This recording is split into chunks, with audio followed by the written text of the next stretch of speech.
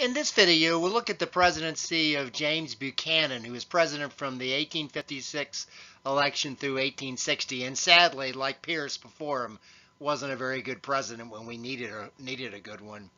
But by the 1856 election, it was clear that neither party could simply ignore the slavery issue, which is kind of what the Whigs had done, and a reason why the Whigs were breaking up. The Democrats nominated James Buchanan. They were undoubtedly stung by all the northern protest over the KansasNebraska Act and the problems of popular sovereignty, the bleeding Kansas.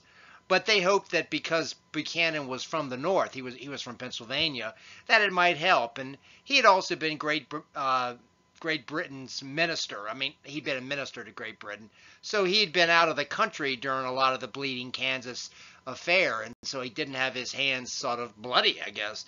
The Democratic platform, however, still embraced popular sovereignty as the only viable compromise in regard to slavery.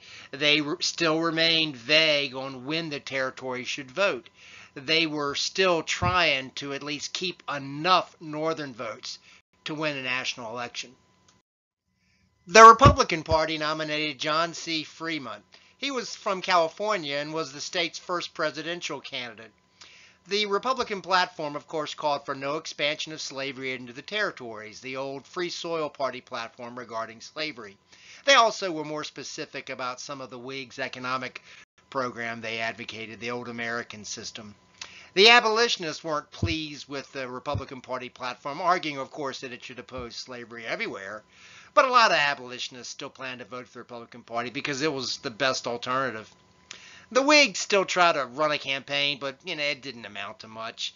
And this kind of signifies officially the final breakup of the second political party system when the Whigs kind of dissolve in this election.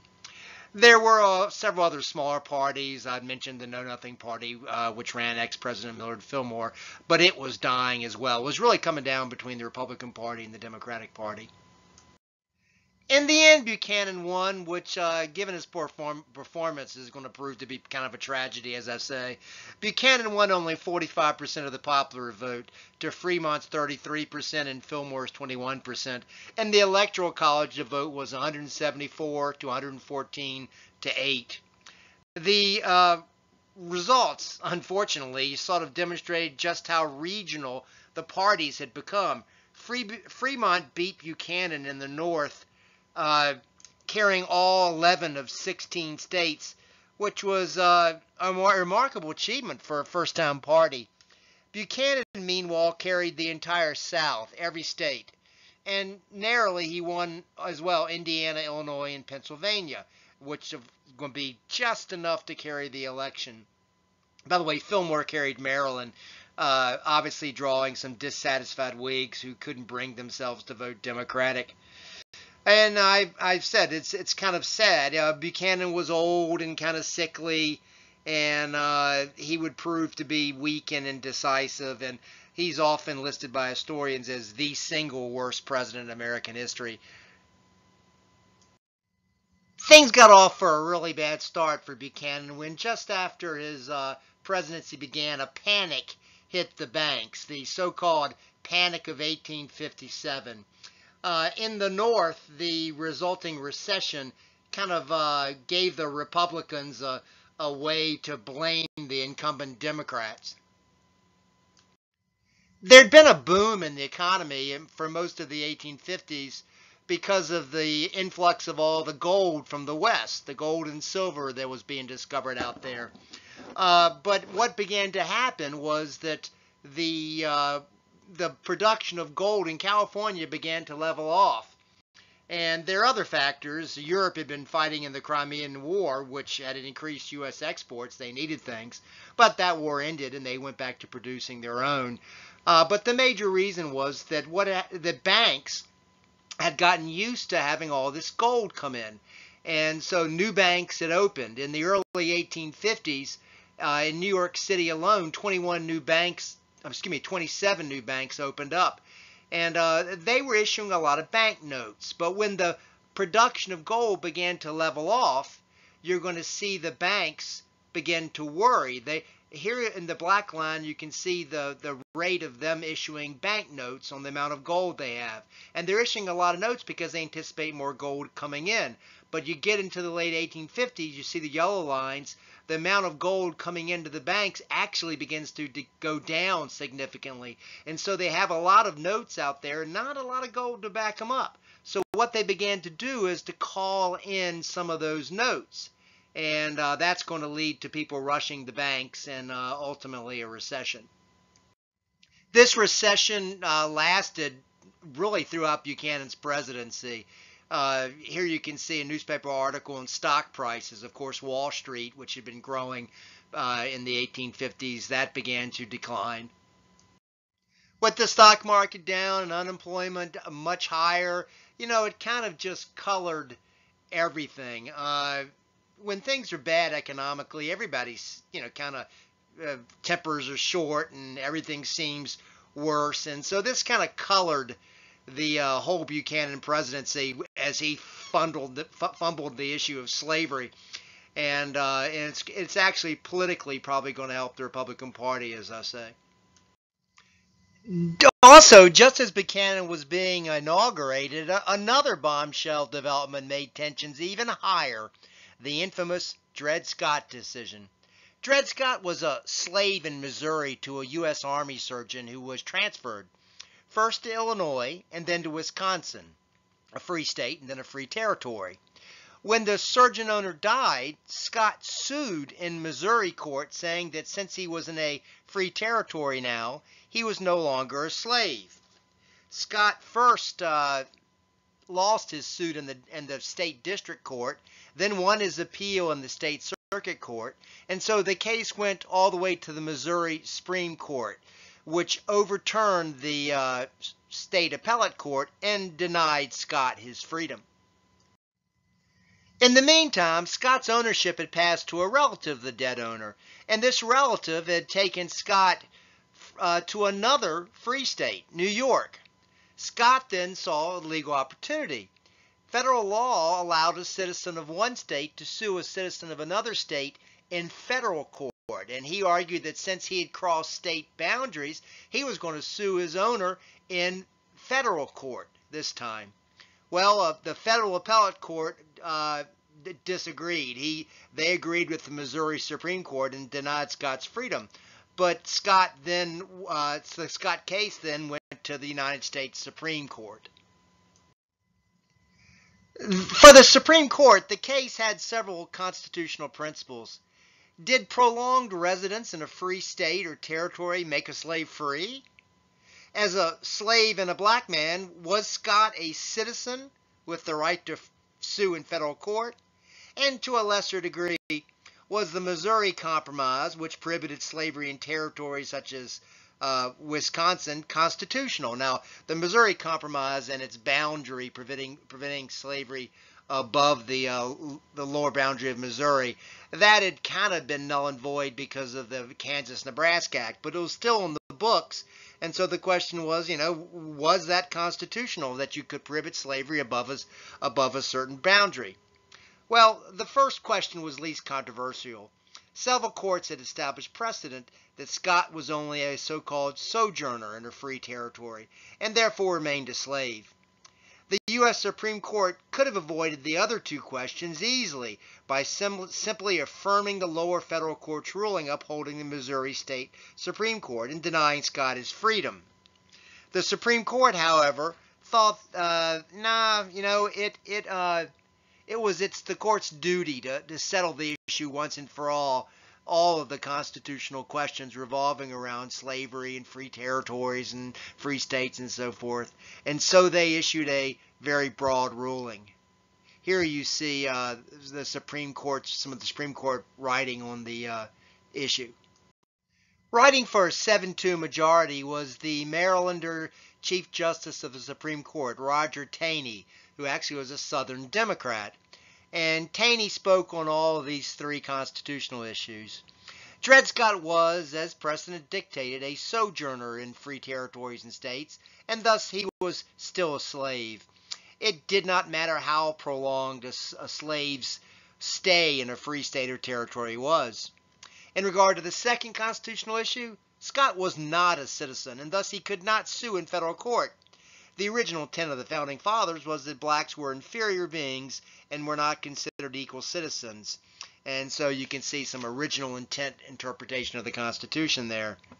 And finally, the Missouri Compromise was unconstitutional because the federal government had no power to exclude slavery from any territory. The logic being that the territories were jointly owned by the states and not the federal Congress. Like I said, the passage of the KansasNebraska Act, which allowed popular sovereignty in the territories of Kansas and Nebraska, which were above the boundary established in the Missouri Compromise of 1820, sort of, de facto ended the idea of the Missouri Compromise slave boundary, slave below, free above. But by having the Supreme Court officially rule on this issue, what that did was that meant officially, constitutionally, forever, the federal government could not exclude slavery in any territory, of course, barring a constitutional amendment otherwise. And moreover, it even implied that to some that a territorial government itself could not outlaw slavery within the territory because territorial government was a creation of the federal government. The ruling did not stop a state government from outlawing slavery within its borders, but by implying that black slaves were not citizens and could not sue in federal court, it effectively, shut the door on African Americans. It thrilled the South and really upset the North. One Georgia newspaper stated, "Southern opinion upon the subject of Southern slavery is now the supreme law of the land. Opposition to Southern opinion upon this subject is now opposition to the Constitution, and thus morally treasonous against the government." The Northern opinion of this, of course, was outrage, and you can see a flyer calling for a meeting in the North to protest the Dred Scott decision. The Republicans quickly began arguing that if they'd had the presidency, the president would appoint justices to correct this ruling. And, abolitionists were saying the Dred Scott decision was not valid because it violated a higher law, God's law. In any event, the Dred Scott decision hardly ended the dispute once and for all, as its advocates on the majority of the Supreme Court clearly hoped. It was going to come down, of course, to politics and ultimately to war. With the Dred Scott bombshell still around, the off-year congressional elections, the 1858 elections, took on really special significance, and in one case led to the famous LincolnDouglas debates. Abraham Lincoln was a former Whig and a recent convert to the Republican Party, looking to challenge the incumbent Democrat, Stephen Douglas, who held a seat in Illinois. Now, Illinois is a northern state, and Douglas is a Democrat. It was one of the few states in the North still held by a Democrat, and so Lincoln wanted to take that seat. And he argued that the nation needed to decide once and for all whether it supported slavery. It couldn't keep debating the issue as it had, ripping the nation apart.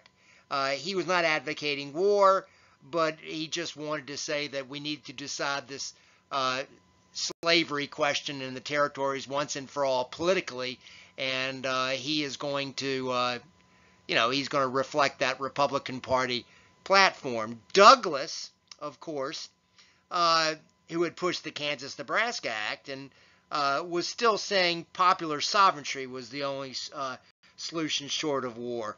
The nation had to compromise, so let the people decide for themselves, which had been his position all along. I'll talk more about how Lincoln rose to prominence in a subsequent video, but by 1858, he was already pretty prominent. Anyway, what you're going to see is throughout that year, leading up to the November elections, Douglas and Lincoln would travel all around Illinois in a series of debates. Thousands of people would come out and to try to hear them, if not just to watch from afar. The most famous debate took place in the town of Freeport, where 15,000 people came to look on, it was reported. Here Lincoln proved how smart he was. He asked Douglas if he still supported popular sovereignty in light of the Dred Scott case. A question that put Douglas in a really uncomfortable position. Lincoln knew Douglas had national ambitions and wanted to be president someday. If Douglas answered, yeah, I still support popular sovereignty, he might please the Northern Democrats that were voting for the Senate seat in question, and he might win the Senate election he was campaigning for then, but he would certainly anger Southern Democrats they needed for a national presidential run. Southern Democrats, of course, were all citing Dred Scott now. They said, oh, no more popular sovereignty. It's all Dred Scott had decided the issue forever. Now, conversely, if Douglas had argued, no, the new Dred Scott decision has superseded popular sovereignty, he might be popular in the South and have a chance at the presidency in the future, but many Northern Illinois voters would not vote for him in the Senate, and thus Lincoln would win the Senate seat. Realizing the trap, Douglas tried to weasel his way out. He said that while territories could not outlaw slavery because of the Dred Scott decision, thus upholding the decision, free people in the territories could adopt taxes and regulations that would in effect keep slavery out. It was kind of a weaselly way to get it out, and it didn't really work. The answer became known as the Freeport Doctrine, and it sufficed enough to help Douglas defeat Lincoln in the 1858 Senate election, but it was a sort of a Pyrrhic victory. While Douglas technically upheld the Dred Scott decision, Southern Democrats were angry that Douglas was suggesting a way to keep slaves out of the territories. Douglas was saying, yeah, there's still a way that the territories could keep slavery out, and so that sort of countered the Dred Scott decision in a way, and it angered many Southern Democrats. So in the end, enough Southern Democrats were angry that Douglas wouldn't become president. What you're seeing is the Democratic Party is beginning to split with the Dred Scott decision. Southern Democrats were now all saying, Dred Scott had decided. Northern Democrats were still behind popular sovereignty. The Whig Party had earlier broken up because it had kind of remained just silent on the issue of slavery. The popular sovereignty as a campaign for the Democrats had, put off that disillusion a little bit, but now with the Dred Scott decision, you can see the Democrats splitting north and south as well. As the 1860 election approached and everything seemed to be sort of course, coming to a head, yet another bombshell development took place to make things worse. John Brown's famous raid on Harpers Ferry, Virginia. That's up the Potomac River from Washington, D.C., and it's now West Virginia, but you can see a picture of it at the time. John Brown was the same John Brown of the Potawatomi massacre in Kansas, and having left Kansas, he remained as the radical abolitionist. He even looked kind of biblical with that beard he'd grown. And his plan now was to start a slave uprising. He'd get a band of followers and seize the federal arsenal at Harpers Ferry. After stealing its weapons, he planned to head south into the Shenandoah Valley of Virginia, really, picking up slaves who would join him as he went along to help him fight. Some have suggested that Brown was emotionally disturbed, noting that 15 family members suffered from various mental and emotional disorders. But most believe, however, that Brown was sane. He was just a religious zealot. Anyway, on October 16, 1859, Brown and 18 of his followers, including 2 of his sons and an African-American free man that wanted to be free with his wife, quickly seized the arsenal and took several hostages. They did kill one man who tried to escape, ironically a free black man. But then Brown mysteriously decided to release the hostages on a train, and the hostages quickly alerted the militia. Brown was clearly upset that the local slaves had not rushed in to join him. The United States sent in federal forces under Lieutenant Colonel Robert E. Lee, who happened to live across the Potomac River, just across from Washington, and his plantation was known as Arlington. Here you can see Lee as a young man. Of course, Lee is going to become famous very quickly when the Civil War begins. I'll talk more about Lee later on as well. Lee's troops cornered Brown and his followers in a fire station in Harpers Ferry, and a quick gun battle resulted. All the hostages that were left, there were still a couple left, were rescued, and 10 of the rebels were killed, including Brown's 2 sons. Also 4 civilians and 1 soldier died. Brown was wounded, but he was taken alive. Brown was hanged on December 2nd, 1859, as hundreds watched, and according to all accounts, he went to the gallows bravely. The John Brown raid just helped ignite the country's tensions even further. Brown became a hero, a martyr to the abolitionists. Frederick Douglass said that while he could fight for the slave, Brown could actually die for the slave. They took lyrics, Julia Ward Howe's lyrics, and applied it to the famous song, the Battle Hymn of the Republic, the music of it. And they titled the lyricized song John Brown's Song. And you can see a songbook of it here.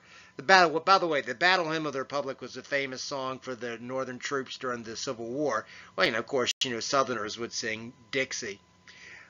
Interestingly, the John Brown raid brought together a lot of people who would later play a role in the Civil War. Of course, Lee's going to be that Confederate general you probably already know about.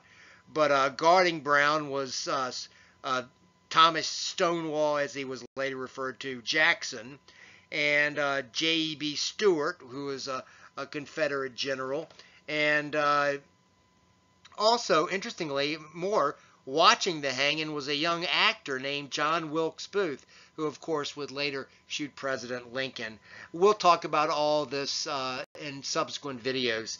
In any event, the John Brown raid was the last major development before the 1860 election, and it ensured that the 1860 election would be a bombshell, if literally, if not figuratively, if not literally.